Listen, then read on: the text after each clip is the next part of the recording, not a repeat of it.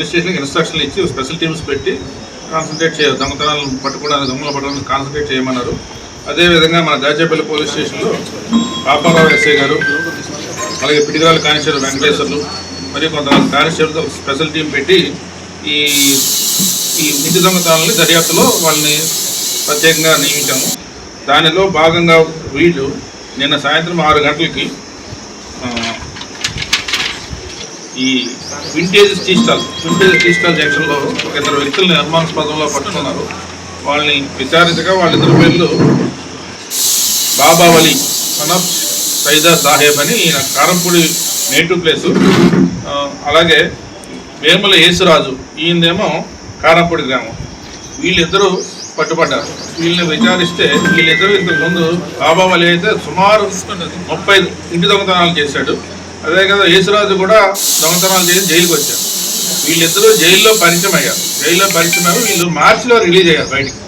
మార్చిలో రిలీజ్ అయ్యి వీళ్ళు మన పిడిగిరాళ్ళ నివాస వెంకటేశ్వర్లు, అలాగే నర్సరావుపేట నివాసిన శివ, ఈ నలుగురితో ఇద్దరితో కాంట్రాక్ట్లోకి వెళ్ళి ఈ నలుగురు గ్రూప్గా ఏర్పడి వీళ్ళిద్దరూ దొంగతనం చేయడం, ఆ దొంగతనం చేసిన ప్రాపర్టీని వీళ్ళు కొనుక్కోవడం, అలాగ ఒప్పందం చేసి వీళ్ళిద్దరూ దొంగతనాలు చేయడం మొదలుపెట్టారు.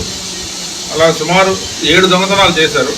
ఆ దొంగతనాల్లో మనకి మన దాచేపల్లి 2 ఇంటి దొంగతనాలు, అలాగే కారంపూడిలో ఒక దొంగతనము, సుమారు రెండింటిలో కలిపి ఒక 7-8 లక్షల ప్రాపర్టీ రికవరీ అయింది మనకి ఈరోజు.